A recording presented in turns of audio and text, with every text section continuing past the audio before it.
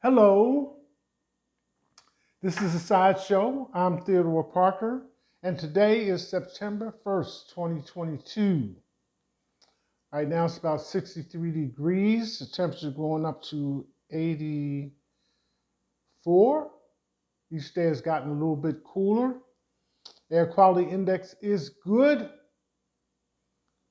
UV is low. Still talking about the mask. Probably be doing this for a while until we get back to that single digit number. 5% positivity rate. Check in your area to see what the numbers have to say. Getting into several articles headlining the news today. Starts out with the IAEA inspectors arrive at Zaporizhzhia nuclear plant amid shelling. Excuse me. So this is kind of like an ongoing story. The International Atomic Energy Agency has concerns about the way Russia has been shelling nuclear plants, especially the largest one in Europe. And the shelling was going on even as they were arriving at the plant.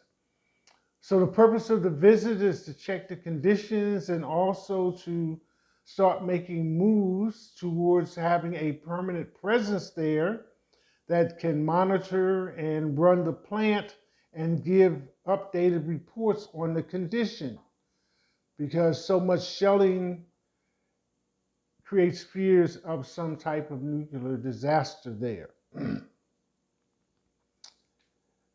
Back home in Texas, after weeks of drought and no rain, in a few days they received a month's amount of rain.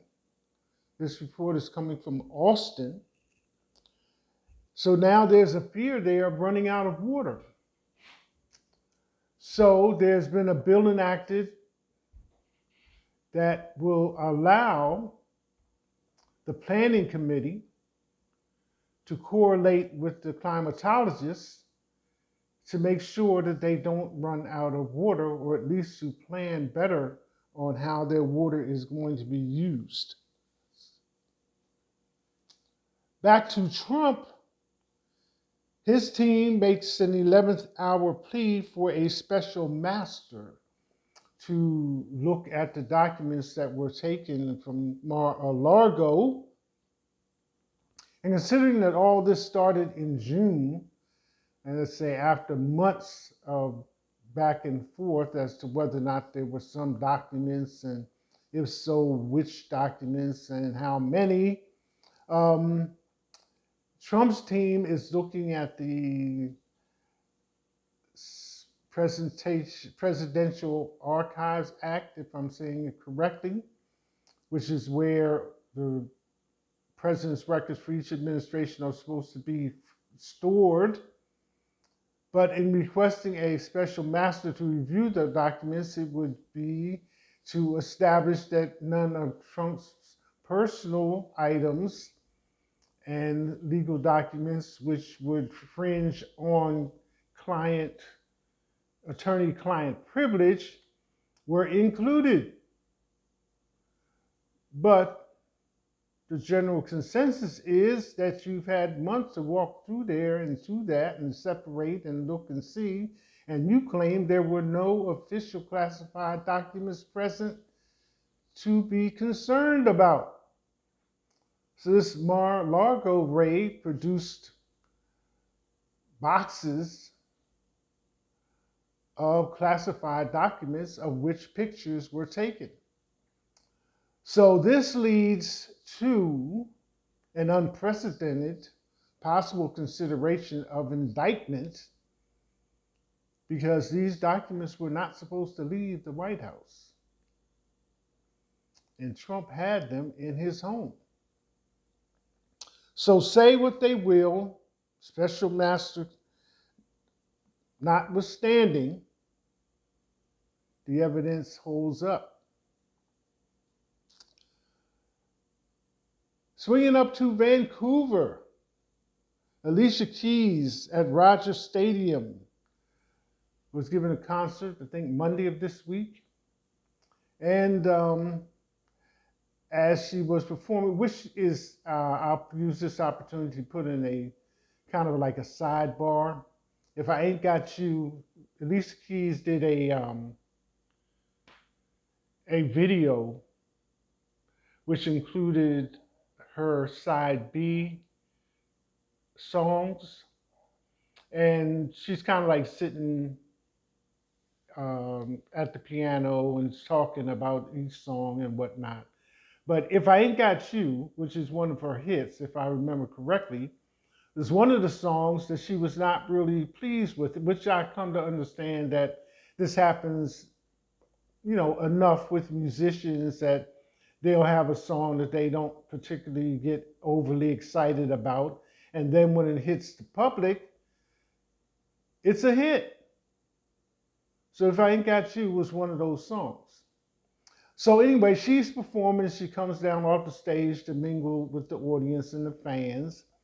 And one really enthusiastic woman grabs her face and kisses her on the cheek. Needless to say, Twitter took it up. Other social media platforms took it up. So that was just a bit too much. No, no, no. There's too much going around for that kind of close contact. And Alicia herself said, well, I was surprised. What the? So there it went. But in the meantime, Alicia Keys and her husband, Swiss Beats, started the verses, celebrating their 12th year anniversary. And he put up a post that he had married his best friend on that day 12 years ago, and the best is yet to come, if I'm stating it correctly. So Alicia Keys at Vancouver Rogers Stadium, kissed by a fan on the cheek. President Obama and Biden.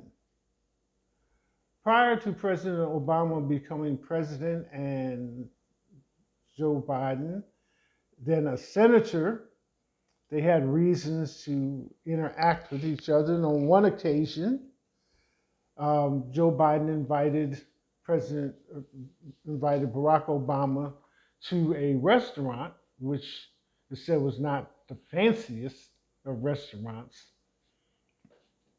And Barack Obama said, well, I can pay for a better restaurant, if you want me to. So that's kind of how that went. The next thing was that Barack Obama felt that Joe Biden liked the sound of his own voice. And then having to listen to him on the Senate floor or some other occasion, he was just going on and on. So Barack wrote a note to, I think, his secretary or the person that was with him that said, shoot me now. Shoot, period, me, period, now, period. So there's a little interesting back and forth about that. But if you want to find out for yourself, the book will be out September 13th. So you can read all about it. Anyway, that's just a few top items in the news. For Thursday, September 1st, 2022, Labor Day this weekend, counting today, 22 days left to summer. And then we're into the fall. That's it. Hashtag